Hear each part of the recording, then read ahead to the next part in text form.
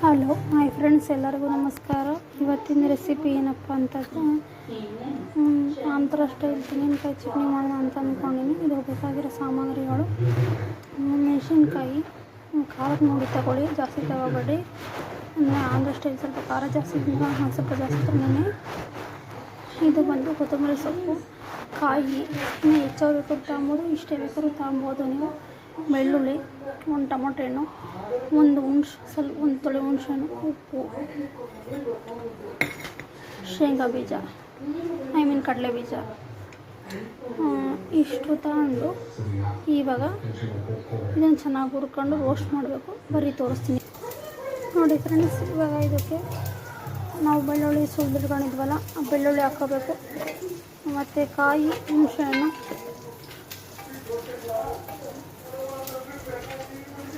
ಮತ್ತು ಕೊತ್ತಂಬರಿ ಸೊಪ್ಪು, ಮತ್ತು ಉಪ್ಪು ರುಚಿ ತಕ್ಕಷ್ಟು ನೋಡಿ ಹಾಕ್ಕೊಳ್ರಿ. BP ಶುಗರ್ ಪೇಷಂಟ್ ಇದ್ದರೆ ನೋಡಿ ಹಾಕ್ಕೊಳ್ಳಿ.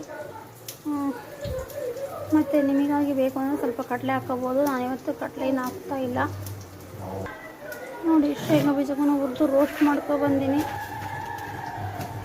ಇಷ್ಟ ಆಗಿದ್ರೆ ಸಾಕು.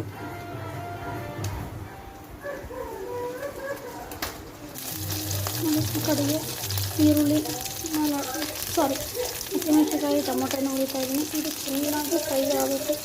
ಇದು ಫ್ರೈ ಆಗಿಲ್ಲ ಅಂದರೆ ಚಟ್ನಿ ಚೆನ್ನಾಗಿರಲ್ಲ. ಪಕ್ಕ ಸ್ಟೈಲ್ ಚಟ್ನಿ ಎಲ್ಲರೂ ಒಮ್ಮೆ ಟ್ರೈ ಮಾಡಿ. ಚೆನ್ನಾಗಿ ಫ್ರೈ ಆದರೆ ಮಾತ್ರ ಚಟ್ನಿ ಭಾಳ ಚೆನ್ನಾಗಿರುತ್ತೆ, ಇಲ್ಲ ಚೆನ್ನಾಗಿರಲ್ಲ.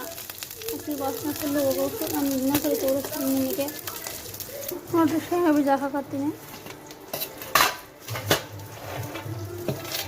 ನೀವು ಬೇಕು ಅಂದರೆ ಸಿಪ್ಪೆ ತೆಗೆದು ಬೇಕಾದ್ರೂ ಹಾಕೋಬೋದು. ನನಗೆ ಸಿಪ್ಪೆ ತೆಗೆಯೋದೇನು ಬೇಡ, ಚೆನ್ನಾಗಿದೆ ನಾಟಿದ್ದು, ಅದಕ್ಕೋಸ್ಕರ ನಾನು ನನಗೆ ಹಾಕ್ತಾಯಿದ್ದೀನಿ. ಆಲ್ಮೋಸ್ಟ್ ಅಲ್ಲೂ ಆಂಧ್ರ ಸ್ಟೈಲ್ ಹೋಟ್ಲುಗಳಲ್ಲೆಲ್ಲ ಇದೇ ಥರ ಹಾಕ್ತಾರೆ. ಚಟ್ನಿ ಸ್ವಲ್ಪ ಚೆನ್ನಾಗಿ ಬರುತ್ತೆ ಅಂತ, ಸಿಪ್ಪೆಯಲ್ಲಿ ಪೌಷ್ಟಿಕಾಂಶ ಇರುತ್ತೆ ಅಂತ ಹೇಳ್ತಾರೆ.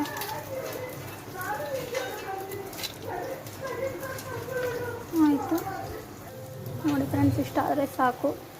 ತುಂಬ ಟೇಸ್ಟಿಯಾಗಿರುತ್ತೆ. ಇಷ್ಟೇ ಹುರ್ಕೊಳ್ರಿ, ತೀರಾ ಫುಲ್ಲು ಬ್ಲಾಕ್ ಮಾಡೋಕ್ಕೆ ಹೋಗ್ಬೇಡ್ರಿ. ಬ್ಲಾಕ್ ಮಾಡಿದ್ರೆ ನಿಜ ಚಟ್ನಿ ಚೆನ್ನಾಗಿರೋದಿಲ್ಲ. ಪಕ್ಕ ಆಂಧ್ರ ಸ್ಟೈಲ್ ಚಟ್ನಿ ಒಮ್ಮೆ ಟ್ರೈ ಮಾಡಿ ನೋಡಿ, ಸೂಪರಾಗಿರುತ್ತೆ. ನಾನು ಇದನ್ನು ಮಿಕ್ಸಿಗೆ ಹಾಕಿ ಬಂದು ತೋರಿಸ್ತೀನಿ ನಿಮಗೆ ನೋಡಿ ಫ್ರೆಂಡ್ಸ್. ಮಿಕ್ಸಿಗೆ ಹಾಕೊಂಡು ತಗೊಂಬಂದಿನಿ. ತುಂಬ ಚೆನ್ನಾಗಿದೆ ಚಟ್ನಿ. ಇನ್ನು ನಿಮಗೆ ನೈಸ್ ಬೇಕಾದ್ರೆ ಇನ್ನೂ ರುಬ್ಬೋದು. ನಾನು ಅನ್ನಕ್ಕೆ ಮಾಡಿರೋದ್ರಿಂದ ಸ್ವಲ್ಪನೇ ರುಬ್ಬಿನಿ. ತರಕಾರಿಯಾಗಿದ್ದರೆ ಚೆನ್ನಾಗಿರುತ್ತೆ ಅನ್ನೋಕ್ಕಂತ. ಓಕೆ ಫ್ರೆಂಡ್ಸ್, ಬಾಯ್. ನೆಕ್ಸ್ಟ್ ವಿಡಿಯೋದಲ್ಲಿ ಸಿಗೋಣ.